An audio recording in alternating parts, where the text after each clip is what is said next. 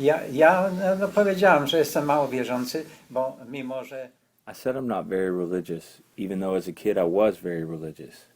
I had a very religious family, a lot of rabbis. Is there life beyond Earth? We don't know yet. We suppose that there is, but no one has confirmed it yet. We are aware that we are born, and then we die. I know that life is happening right now. It's not infinite. I became an atheist, and Judaism is now just a tradition, part of a culture to me. I can't imagine if there was a God, he would let these things happen. But my situation, different news was coming in, and we would have to be prepared for this to happen in Brzezko too. My mom was good friends with the sister of a priest at a big church there in Brzezko. There's an orchard and so on.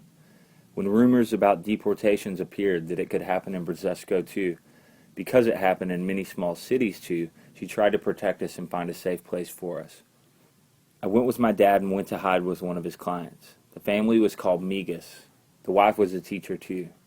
We moved there with my dad, and more on this later. My mom with my sister Pola, who's still alive. The priest's sister agreed to host them in one of their rooms, and my little sister, Lucia, she went to live in another village and hide.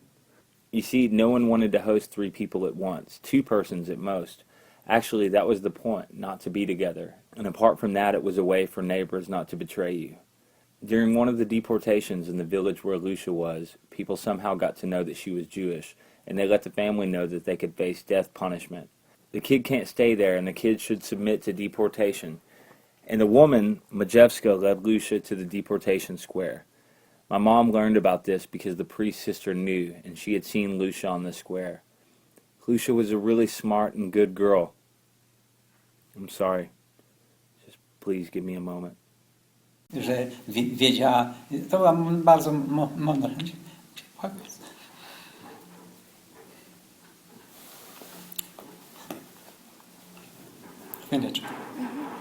She tried to ask people for a room to hide, but to no avail.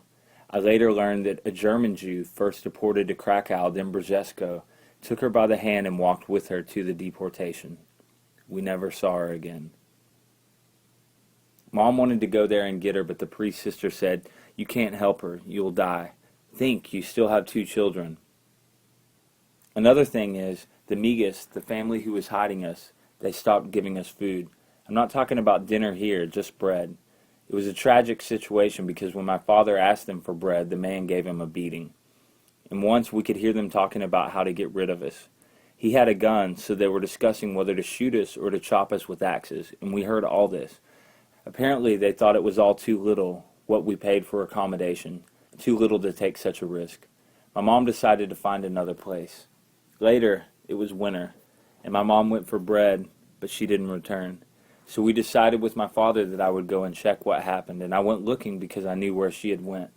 When I got there, the house owner told me that I have to escape, that the partisans took my mom.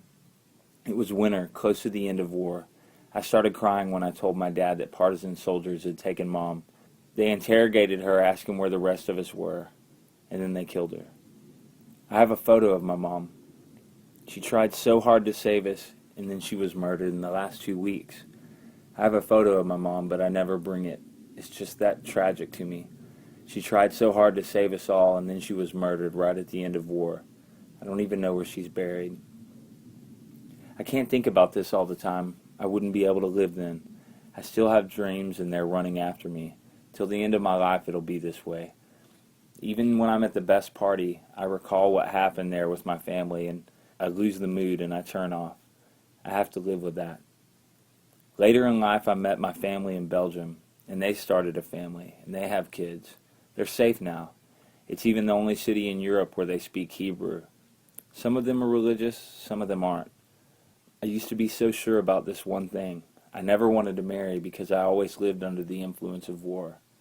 I never wanted to have children, and I thought whoever is born will suffer. But now I think I might have been mistaken.